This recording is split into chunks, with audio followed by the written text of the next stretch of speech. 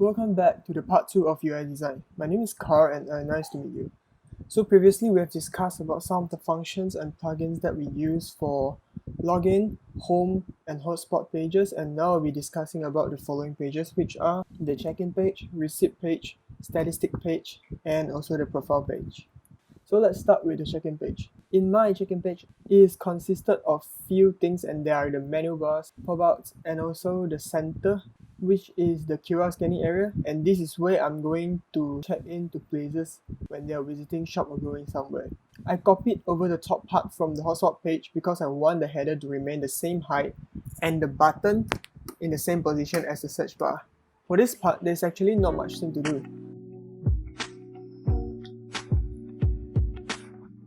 I've also changed the scanning icon into the history icon to indicate that the user can check for their history check-ins in this page.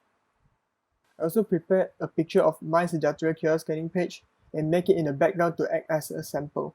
So the next one is the receipt overlay. This is an extra part where I think it's necessary, but I didn't plan it inside my sketch, and I did include it in my wireframe. This is the overlay that will pop up when users scan the My Sejahtera QR code when successfully check-in. User will see that whether they are successfully check-in or not, and also the details like shop name, time, date, and also user's risk level. In order to do an overlay, I've created a rectangle and placed it in the canvas.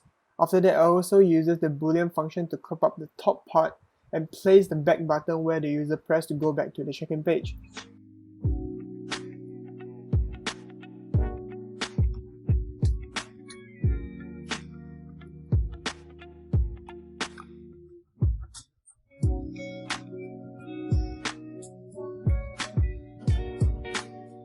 After I'm done with the overall design, I highlighted all the elements from the overlay and right-click to select the frame selection to make it a frame.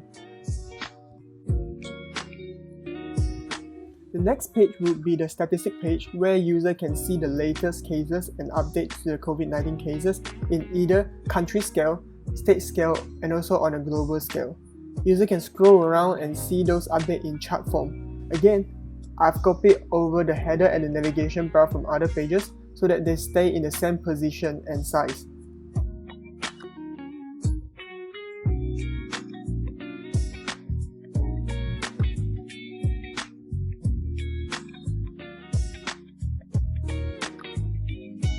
For the graph, I have used a plugin called Data Visor to generate the random graph.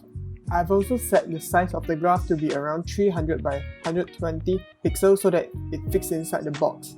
I've also used different colors to represent different categories, like blue for R value,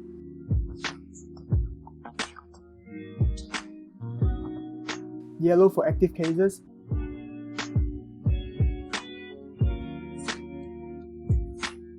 red for total cases,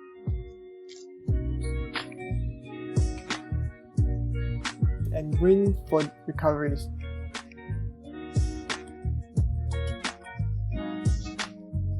Doing all that, I have also uses the auto layout function to design so that it scales properly.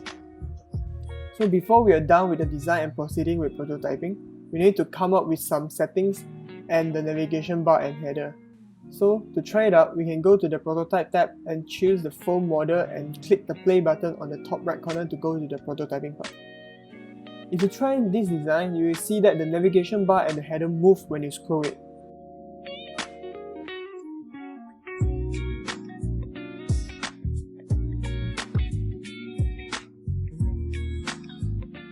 To solve it, we can simply select or highlight the navigation bar and header and go to the constraint part and select Fix Position when scrolling to fix the position in place.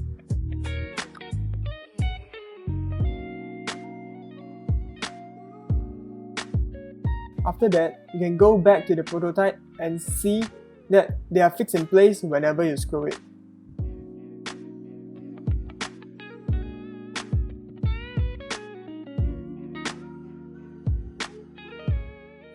And there is it, part 2 of the UI design.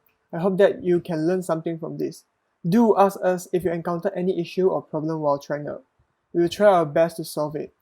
Tomorrow will be our last video, and it's about the animating and prototyping part with Figma, as well as the Q&A session. And also, please fill up our feedback form via the link in the post below. Thanks and stay safe.